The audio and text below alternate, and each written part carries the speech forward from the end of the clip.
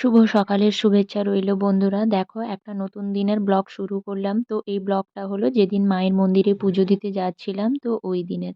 তো আমার ১ম থেকেই আমি ভেবেছিলাম যে Facebook থেকে যখন ফার্স্ট পেমেন্ট পাবো তখন মাকে নাচিন্দা মাকে মাছ ভাত দেবো। তো ওখানে পৌঁছে গেছি দেখো ওখানে পৌঁছে গিয়ে আর এখানে সবাই বসছেন যেহেতু ২ টো গাড়ি এসেছিল। তো ১ম এ যারা চলে এসেছিল তারা আগের থেকেই এখানে বসেছিল আর তারপরেই আমরা এসেছিলাম।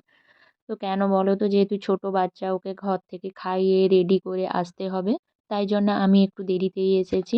আর বাকি এখানকার যে জিনিসপত্র নিয়ে ভোরে ৫:৩০ টার সময় আমার ছর্দি আর কল্পনা পিসি এই দুজন চলে এসেছিল। যেহেতু মাছ টাছ সবজি আরও এখানে দিলে রান্না শুরু হবে ঠাকুরের কাছে।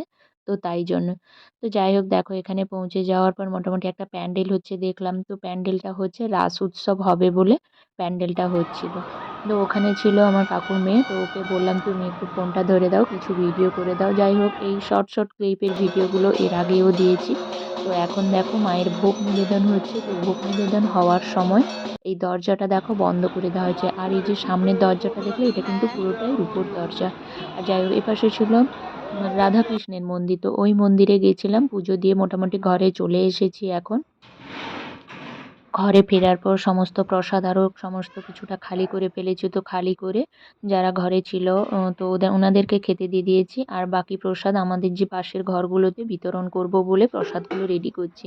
তো বিতরণ করে দিয়ে যে প্রসাদগুলো আর বাকি ছিল ওগুলোকে ফ্রিজের মধ্যে ভরে রাখছি। আর যেটুকু যা বেঁচেছে ওগুলো রাতে খাওয়া-দাওয়া হবে বলে গুছিয়ে রাখছি। তো রাত্রেবেলা রান্নার একটা তেমন কোনো ঝামেলা রেখেছিলাম না। হয়েছিল তবে রুটি আর ফুলকপি আলুর তরকারি।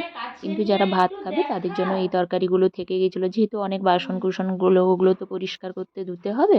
তাই জন্য ছোট, ছোট পাত্রে ঢেলে রেখে বড়, বড় বাসনগুলো সেগুলো নিয়ে সব ধুয়ে এনেছিলাম। আর এখানে এসেছিল চালু আমার মামা করেছি। শ্বশুরের মেয়ে। মামা শ্বশুরের মেয়েকে দিয়েছিলাম প্রসাদ খেতে। ও কিন্তু ওই দিক দিয়ে যায়। তো ওকে ওইখানে প্রসাদ খেতে দিচ্ছিলাম। তো ও কী, কী খাবে বলছিল আর কী, কী খাবে না ওইরকম ওকে জিজ্ঞেস করেই দিচ্ছিলাম। যাই হোক তো আমার এই ব্লগটা তোমাদের কেমন লাগলো একটু জানিও। আর এটা কিন্তু অনেকদিন আগেরই ভিডিও। তো এডিট করার হয়নি বলে ভিডিওটা আগের থেকে দিতে পেরেছিলাম না। সময়ের অভাবের জন্য এডিট করা হয়েছিল না। তো আজকে ভাবলাম যে না তার ভিডিওটা দিয়েই দিই, অনেকটা অবহেলাতেও পড়ে আছে ভিডিওটা।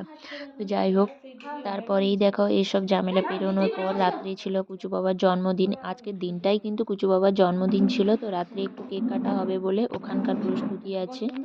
আমার এই ভিডিওটা কেমন লাগলো তোমরা একটু